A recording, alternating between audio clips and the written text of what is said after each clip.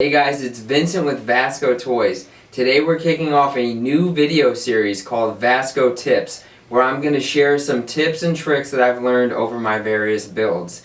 Since this is the first installment, we're going to start out as basic as possible, and we're going to talk about the materials and the tools that you need to build your first action figure diorama.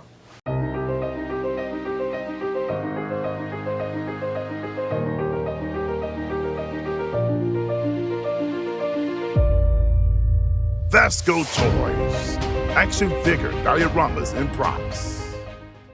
It's hard to peg the most important thing that you'll need to start your diorama builds, but XPS insulation foam is definitely a foundational material for the diorama builders in the action figure community.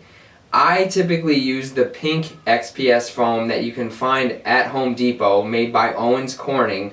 But there are other kinds you can get from Lowe's. There's a blue variety and a green variety. I haven't used those kinds because the pink has always done just fine for me, but in case you can't find the pink kind, you do have other options. The next thing you're going to need are some blades, and I use a couple of different kinds for my diorama builds.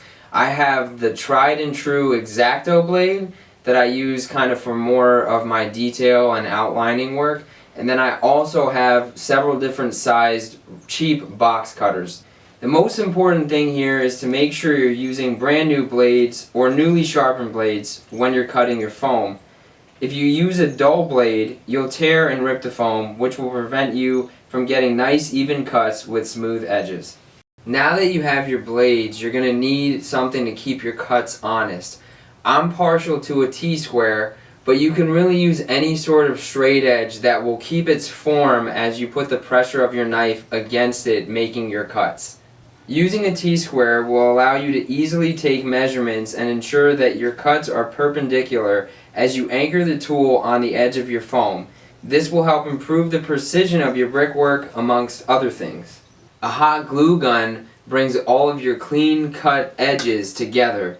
It's a very easy, affordable tool to use, and it's also very easy to find at any of your arts and crafts stores. The one thing you need to remember though is that you stock up on glue sticks, because if you run out of those in the mid-project, it can really put a damper on things. Using a hot glue gun on the low temperature setting will bond your foam pieces together. Be careful though. Some hot glue guns will melt your foam if you use the high temperature setting. If you want the ability to break down your dioramas so you can store them when you're not using them, you should consider magnetizing them. Doing this will allow you to remove pieces of your diorama for storage or in order to get your desired angles for toy photography. Once you've constructed and magnetized your diorama, you're going to want to paint it. You're going to need a paintbrush for that. While you can opt for expensive paintbrushes from your local art store, I've always had success getting brushes from Walmart or Dollar General. Acrylic paints work great for diorama art, which is awesome because they're cheap and they're really easy to find. Again, there are expensive acrylic paints available, but I've always used Apple Barrel and Anita's acrylic paint and have been very satisfied with the results. If you get yourself these tools and materials, you'll be ready to tackle your first diorama project.